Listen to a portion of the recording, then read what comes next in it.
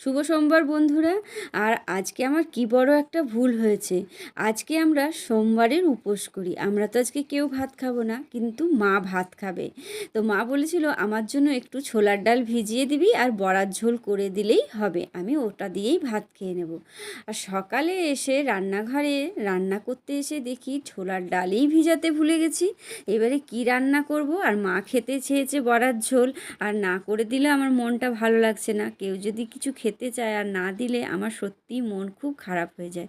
তখন আমি কি করলাম, আমার দোকানেই ছিল একটা ধোকার প্যাকেট। তো আমি ভাবলাম চলো ধোকাটাও তো ডাল বাটা দিয়েই তৈরি, তো ধোকার ডালনাই করে ফেলি। তাড়াতাড়ি শুধু গরম জল দিয়ে ধোকাটা ভিজতে দিয়ে দিলাম। তারপরে ধোকাটা কিছুক্ষণ ভিজে গিয়ে ওটাকে পিস পিস করে কেটে ওটাকে বড়ার মতো ভেজে আলুটাকে ডুমো ডুমো করে কেটে আদা জিরে বাটা দিয়ে কষিয়ে গরম জল দিয়ে ঢেলে তৈরি করে দিলাম ধোকার ডালনা। আর আমার এখন কি